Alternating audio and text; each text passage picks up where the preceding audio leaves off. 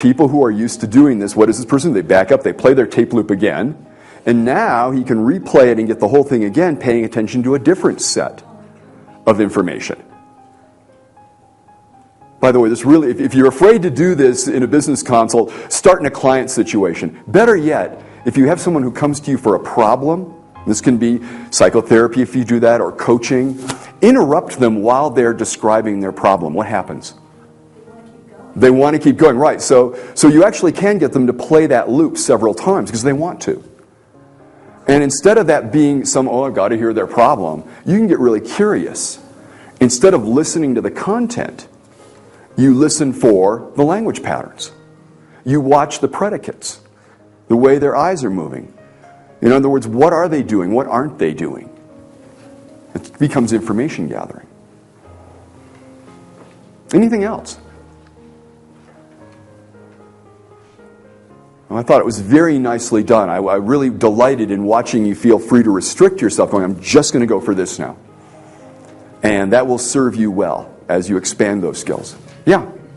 I had no idea how many meta-model violations everyone was doing. Well, and yeah, exactly.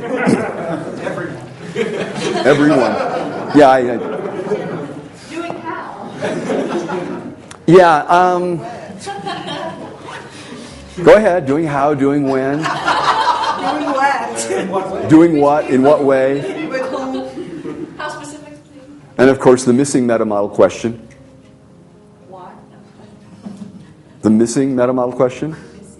Yes. Relation. Where? Where? Oh, yeah. And they ask, well, Richard, why didn't you include where? Richard said, we forgot. Really? So, yeah, I've never been happy with the idea of their meta-model violations.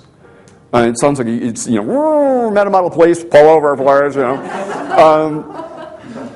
but what... That's what we had. Yeah, that's what we had. Pull it over. Keep your hands on the wheel.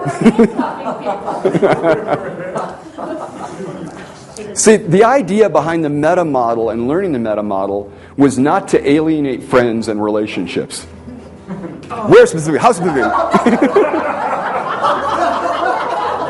that, Oh, he tells me at the end of the course. not the end of the course. I'm on the phone going... This is one of the things, by the way, that got Grinder and Bandler in trouble. I mean, you know that this stuff was being created on the Santa Cruz campus. And John was an associate professor, and Richard was one of his students. And they were working this stuff out, and they started to teach a course that has a name that I'd otherwise share with you. And the students come to the course, and they would teach the students the various things they'd figured out at that point. And they taught the students the meta model to use on other professors. And so they were people going around and asking their professors, well, how specifically? Where specifically? Always, And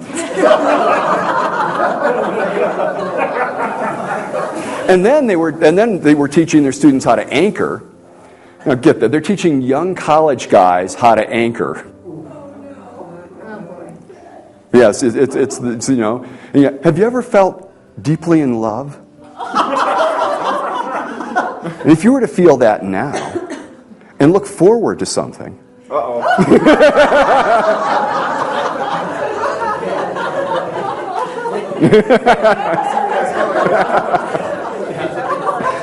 Well, it wasn't too long before they found themselves in the dean's office. So there they are in the dean's office, and it's Dr. Grinder, Mr. Bandler. We understand that you're teaching your students how to do things. And they looked at each other, and they looked at the dean, and looked at each other, and looked at the dean, and they said, got us there.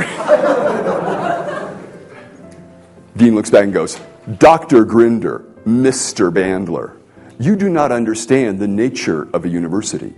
A university is not to teach people to do things, but to teach people about things.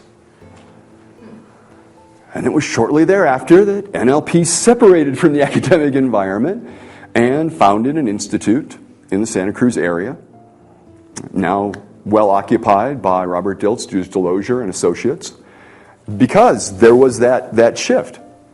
But the other part of it they realized in retrospect that they'd released what we called meta-model monsters. And here you want to go to what's your outcome. You see, language generalizes, it deletes, and it distorts. That's the nature of language. So there are always, yes, always, meta-model violations, or rather there are meta-model characteristics.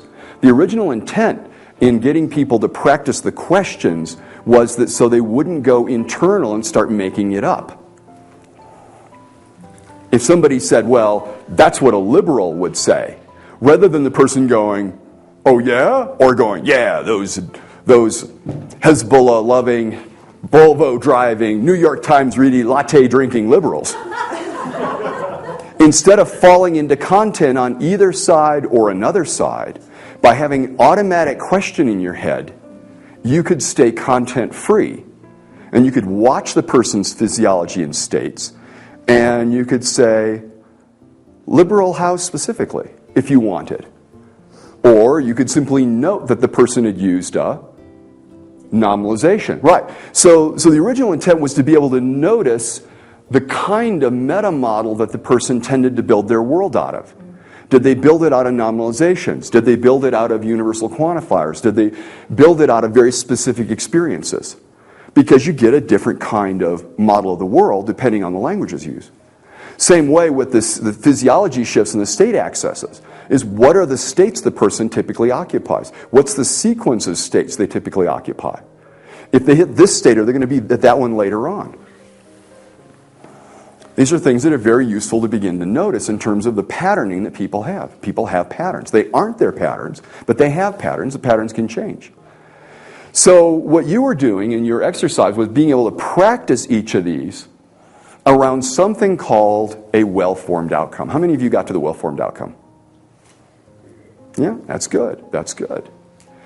And we know that that would be stated in the positive. So some person can do something about it, sensory-based, context-specific, and takes account of the ecology, the upside, the downside, the people around them, the time frame, and so forth. Now, what I want to do at this point is point out that this is part of a larger model that is called the TOTE. Now, another way to understand that this is from a part of NLP called strategies.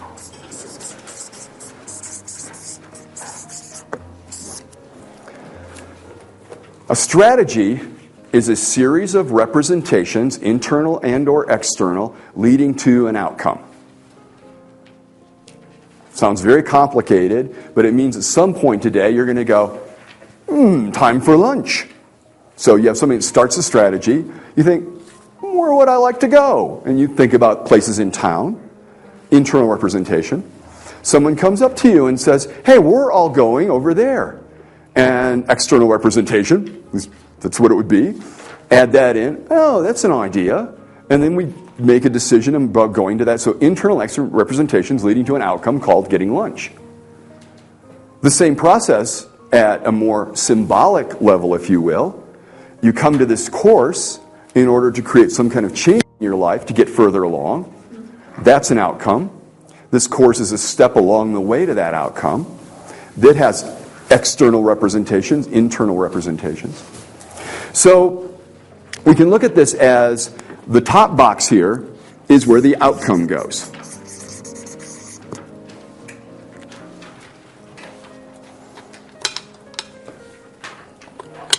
And the bottom box is how you get to the outcome. What are the series of steps that you take to get to the outcome? So we call the bottom box the operation.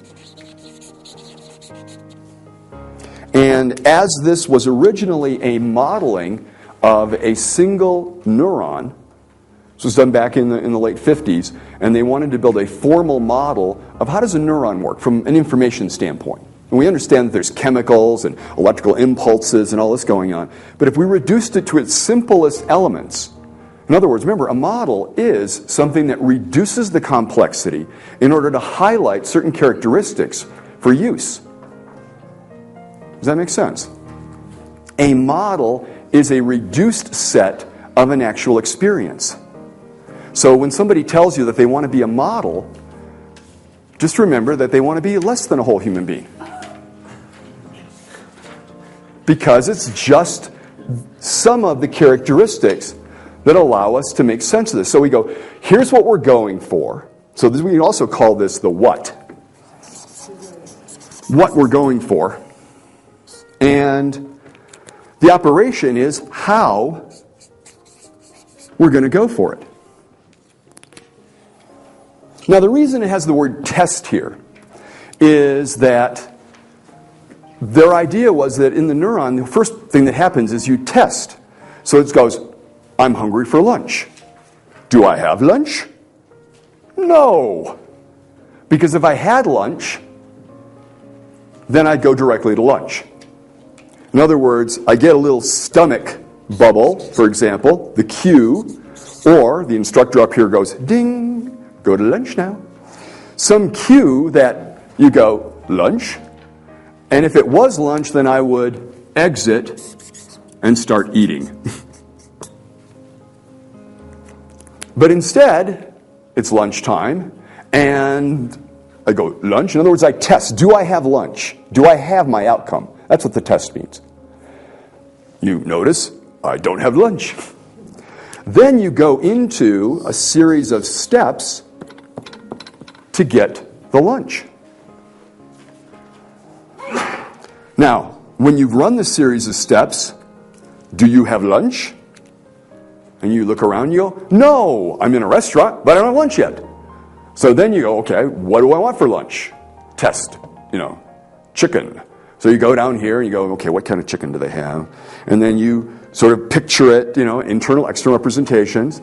And then you try, imagine eating it, and you go, no. And you go back and you read another item on the menu.